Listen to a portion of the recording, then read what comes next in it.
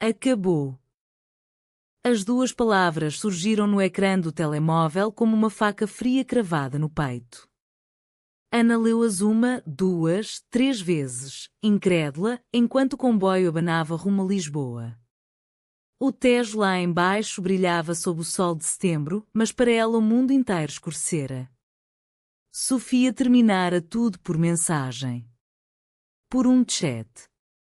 Depois de 8 anos de amor escondido nas sombras da saudade portuguesa, de noites roubadas em apartamentos alugados no bairro Alto, de promessas sussurradas ao som do fado na Alfama.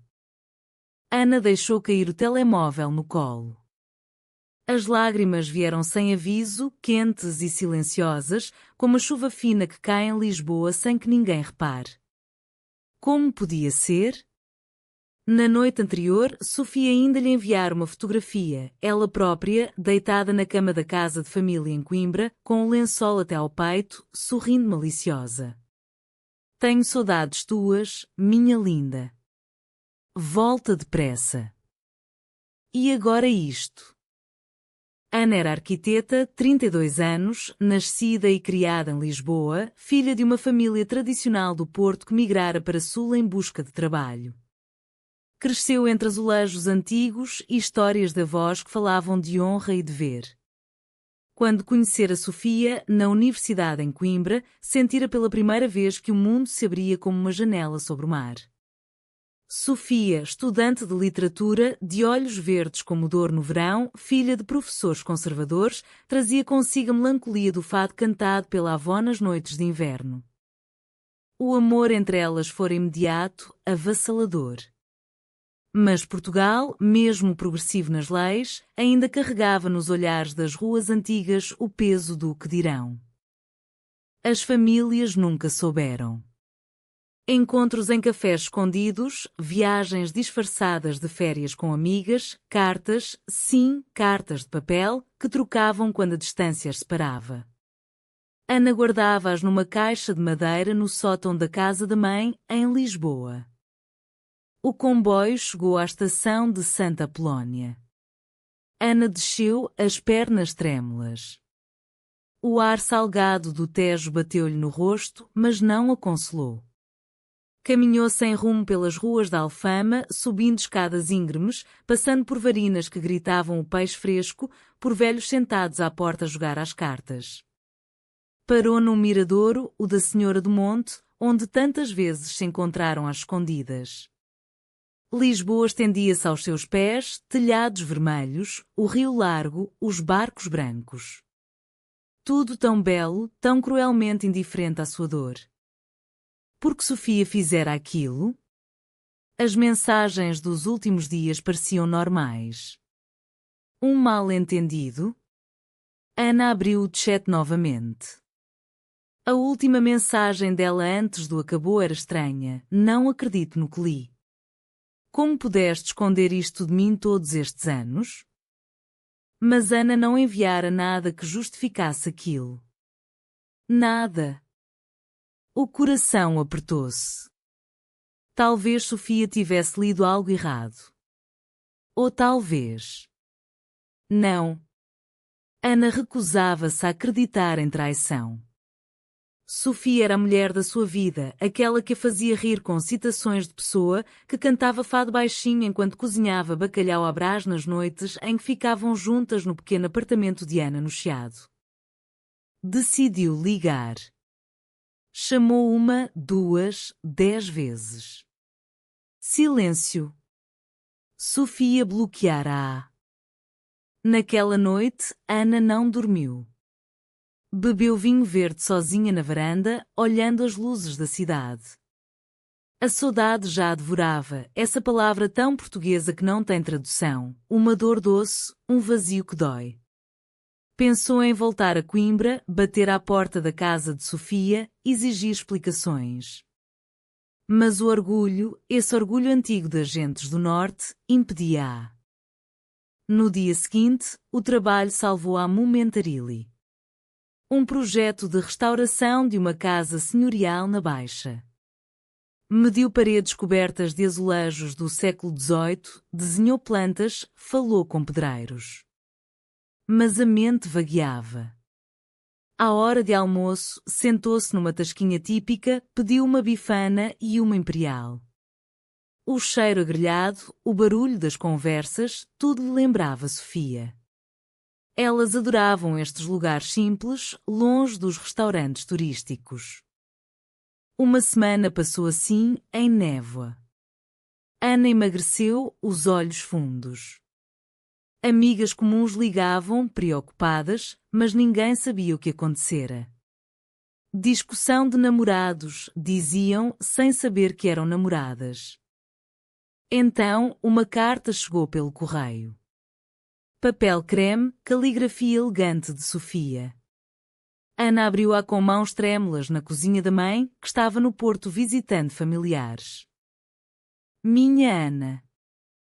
Se lês isto, é porque já não suporto silêncio. O chat. Li algo que me destruiu. Uma mensagem tua para outra mulher, falando de amor, de saudades, de encontros secretos. Pensei que eras só minha. Terminei porque não aguentava a traição. Mas depois, limpando o sótão da casa dos meus pais, encontrei uma caixa velha. Cartas. Dezenas de cartas. Da minha avó para uma mulher chamada Margarida. Cartas de amor. Apaixonadas, desesperadas. A minha avó, que sempre nos falou de dever, de família, amar uma mulher nos anos 50. Escondeu tudo, casou, teve filhos, mas guardou aquelas cartas até morrer. Li-as e chorei. Percebi que o amor não escolhe, que a sociedade nos obriga a esconder. E pensei em nós. Em como te julguei sem ouvir. O mal-entendido no chat. Talvez tenha sido um erro meu. Ou de alguém. Mas agora sei que o importante é a verdade. Volta para mim, por favor. Com toda a saudade do mundo. Sofia. Ana chorou. Chorou como nunca. A traição imaginária, o fim abrupto, tudo por um erro digital. Mas as cartas antigas da avó de Sofia tinham aberto uma porta. Ana pegou no carro nessa mesma tarde e partiu para Coimbra. A autoestrada A1 cortava os campos dourados do Ribatejo, o sol poente tingia o céu de laranja e rosa. O rádio tocava Amália Rodrigues, Estranha Forma de Vida, e Ana cantou baixinho, a voz embargada. Coimbra esperava-a com as suas colinas, a Universidade Antiga, o Mondego sereno. Chegou ao anoitecer.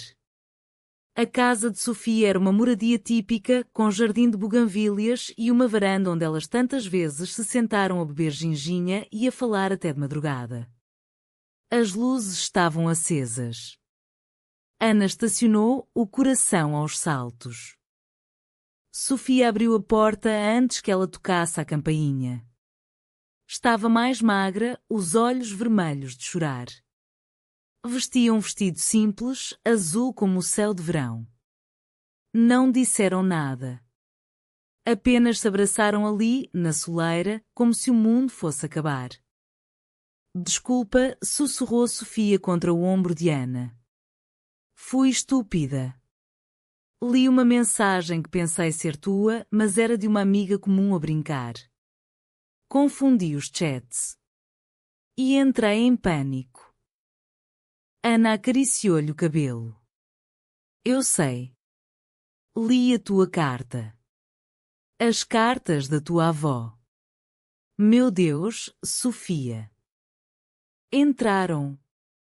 A mãe de Sofia estava em casa da tia, deram-lhes privacidade.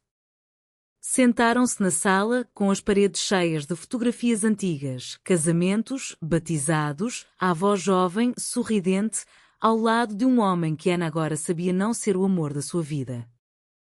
Sofia trouxe a caixa de madeira. Abriu-a devagar. As cartas estavam amareladas, atadas com uma fita desbotada.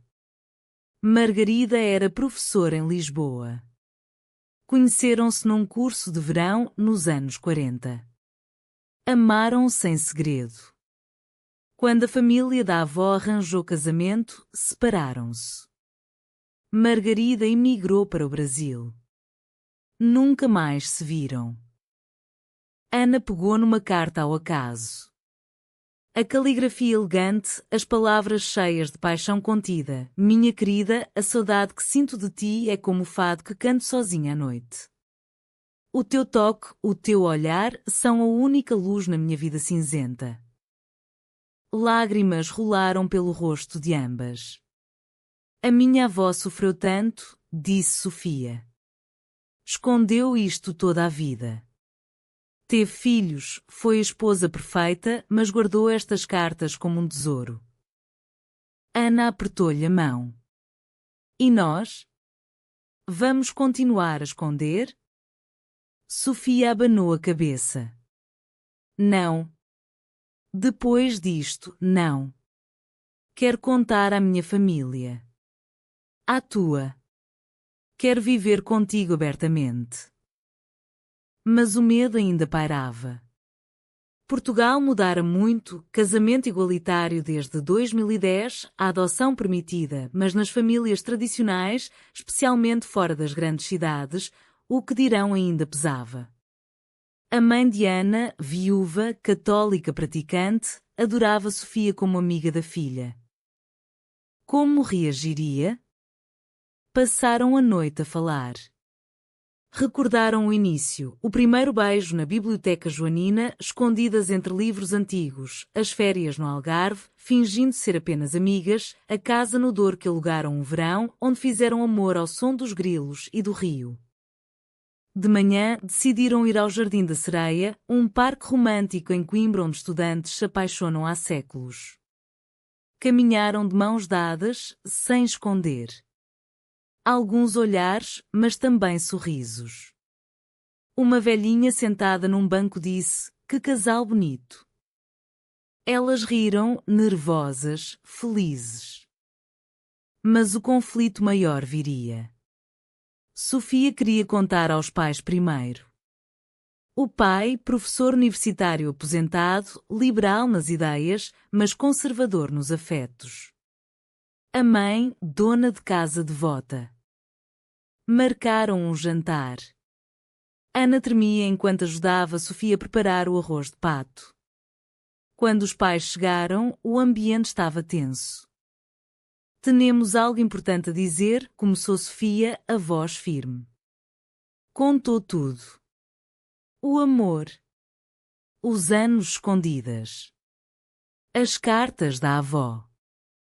O silêncio foi ensurdecedor. O pai empalideceu. A mãe levou a mão à cruz no peito. Mas... Vocês são mulheres, disse a mãe, como se fosse uma doença. Sofia chorou. Mãe, a avó também amou uma mulher. Guardou as cartas toda a vida. Mostrou a caixa. Os pais leram. Horas de conversa, lágrimas, argumentos. O pai acabou por abraçar a filha. Se te faz feliz. Mas vai ser difícil. A mãe demorou mais. Mas ao ver as cartas da própria mãe, algo quebrou dentro dela. A minha mãe sofreu tanto. Não quero que sofras o mesmo. Não foi aceitação total, mas um começo. Ana ligou à própria mãe. Contou por telefone. A reação foi semelhante, choque, lágrimas. Mas no fundo, amor. Os meses seguintes foram de montanha-russa emocional. Ana e Sofia mudaram-se juntas para um apartamento em Lisboa, no Príncipe Real, bairro conhecido pela sua abertura. Decoraram-no com azulejos restaurados por Ana, livros de Sofia, fotografias das duas em viagens. Mas a sociedade nem sempre era gentil. Comentários na rua, olhares na missa que a mãe de Ana ainda insistia que fossem. Amigos que se afastaram. Uma prima de Sofia que disse é fase. O alto clã veio quando uma carta anônima chegou à casa dos pais de Sofia. Alguém da vizinhança, conservador, escrevera acusações, citando a Bíblia. O pai de Sofia, orgulhoso, defendeu a filha publicamente no café local. Ganhou respeito de uns, perdeu de outros. Ana, no trabalho, enfrentou indiretas de um colega mais velho. Essas modas modernas. Ela respondeu com firmeza, citando a história portuguesa de tolerância. Para curar feridas, decidiram viajar ao Douro. Alugaram uma quinta pequena, com vista para os socalcos verdejantes. Passearam de barco no rio, provaram vinhos velhos, fizeram piqueniques sob oliveiras centenárias. Numa noite, ao luar, Sofia disse: "Quero casar contigo.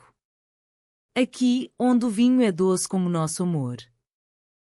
Ana aceitou, o coração explodindo. Planearem o casamento. Pequeno, íntimo, numa capela antiga no Douro.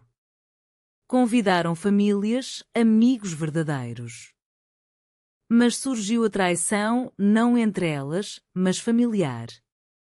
A mãe de Ana, pressionada por uma tia conservadora, hesitou em vir. O que vão dizer na paróquia?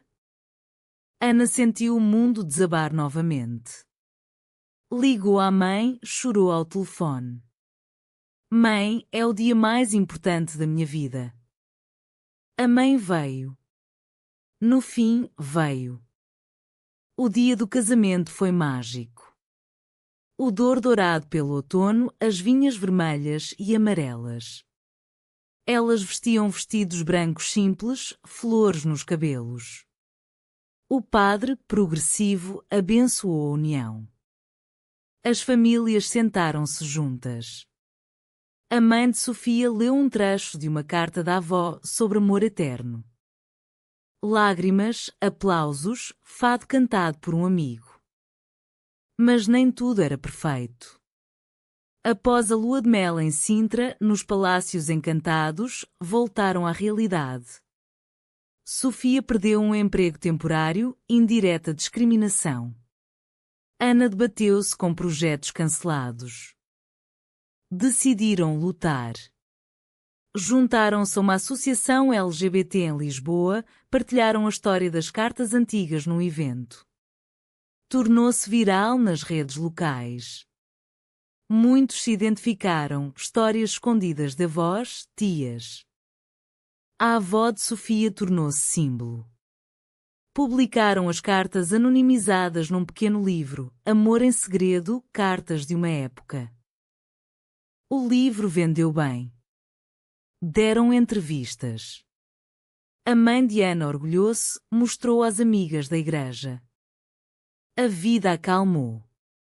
Ana e Sofia compraram uma casa pequena em Lisboa, com jardim. Adotaram um cão, um podengo português, a quem chamaram Saudade. Trabalhavam, viajavam, amavam-se abertamente. Iam a concertos de fado no Clube de Fado na Alfama, dançavam juntas sem medo. Mas o passado voltava em ondas. Numa limpeza, Ana encontrou as suas próprias cartas antigas para Sofia. Leu-as e chorou de emoção. Decidiram ter filhos. Processo longo, mas em Portugal possível. Escolheram inseminação. Meses de ansiedade, testes. Quando o positivo veio, gritaram de alegria. A gravidez de Sofia foi serena. Ana acompanhava-a a tudo, massageava-lhe os pés, cozinhava caldos verdes. As famílias envolveram-se. A mãe de Ana tricotava roupas minúsculas. O pai de Sofia lia livros sobre educação inclusiva. Nasceram gêmeas. Duas meninas, Inês e Margarida, homenagem às amantes antigas. A vida familiar trouxe nova profundidade. Noites sem dormir, mas cheias de amor. Passeios no Jardim da Estrela com um carrinho duplo. As meninas cresceram ouvindo histórias, do amor das bisavós, do mal-entendido que quase as separou, da coragem de viver a verdade. Anos depois, numa festa de aniversário das gêmeas, no Douro, a família reunida. Vinho, sardinha assada, fado ao vivo. Sofia e Ana dançaram devagar, olhos nos olhos. Valeu tudo, sussurrou Ana. Valeu, respondeu Sofia. O mal-entendido nos separou por um instante, mas a verdade das cartas nos uniu para sempre. Olharam as filhas a correr entre as vinhas, livres, felizes. Portugal mudara com elas. Ou elas mudaram Portugal um pouquinho. O sol poente banhava o Douro em ouro. Saudade doce, não dor, mas memória viva do amor que resiste. As gêmeas cresceram depressa. Inês, mais aventureira, como Ana, Margarida, sonhadora, como Sofia. Aos 10 anos, já perguntavam sobre as cartas antigas guardadas numa caixa especial. Por que a bisavó escondeu o amor? Perguntou Inês uma noite, ao jantar. Sofia explicou com calma, naquela época as pessoas tinham medo. A sociedade não aceitava. Mas o amor é sempre bom. Ana acrescentou, nós também escondemos no início. Mas aprendemos que a verdade liberta. As meninas assentiram, sérias. Na escola, em Lisboa Progressiva, tinham amigos com 2 pais, 2 mães. Normal. Mas nem tudo era fácil. Uma professora conservadora fez comentários indiretos numa aula sobre família tradicional. As gêmeas voltaram tristes. Ana e Sofia foram à escola. Conversa firme, mas educada. A direção apoiou-as. Esses momentos fortaleciam-nas. Viajaram muito em família, Algarve no verão, Porto no São João, com martelinhos de plástico e fogueiras. No Porto, visitaram a livraria Lelo, subiram à Torre dos Clérigos. As meninas adoraram. Numa viagem a Coimbra, levaram as filhas à Quinta das Lágrimas, o jardim da trágica história de Pedro e Inês de Castro, amor proibido que acabou em morte. Amor assim é dramático, disse Margarida. Mas o nosso é feliz, riu Inês. Sim, feliz. Sofia publicou um romance inspirado nas cartas, 2 mulheres nos anos 50, amor escondido, separação, reencontro tardio. Tornou-se best-seller. Prémio literário. Ana abriu o próprio ateliê de restauro de azulejos, empregando jovens LGBT em risco. Juntas, deram palestras em escolas sobre diversidade, usando a história familiar. A avó de Sofia, morta há anos, seria orgulhosa. 20 anos após o mal-entendido, Ana e Sofia celebraram bodas de prata. Festa grande no Mirador da Senhora do Monte, em Lisboa, onde tudo recomeçara. Familiares, amigos, as gêmeas agora jovens mulheres, Inês arquiteta como a mãe, Margarida escritora como a outra. O Tejo brilhava abaixo, barcos de luzes, a cidade eterna. Fado ao vivo, uma fadista cantou Tudo Isto é Fado, dedicada a elas. Ana e Sofia renovaram votos. Simples, emocionados.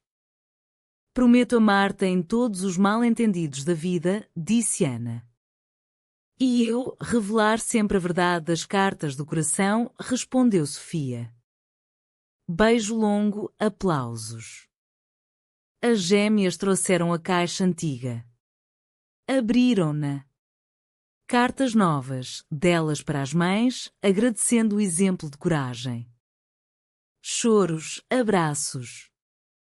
A noite acabou com dança. Todos dançaram até as avós viúvas, rindo. Portugal, com as suas tradições, fado, azulejos, saudade, abraçara-as. O amor, esse amor feminino, profundo, resistir a tudo, mal-entendidos digitais, preconceitos antigos, dores familiares. As cartas antigas chocaram, mas uniram. Mostraram que o amor verdadeiro atravessa gerações, sociedades, silêncios. No fim, resta a luz, famílias escolhidas, filhos felizes, vida vivida sem máscaras. Ana e Sofia, de mãos dadas, olharam Lisboa. Acabou o medo, disse uma. Começou a eternidade, respondeu a outra. E assim, sob o céu estrelado de Portugal, o amor venceu.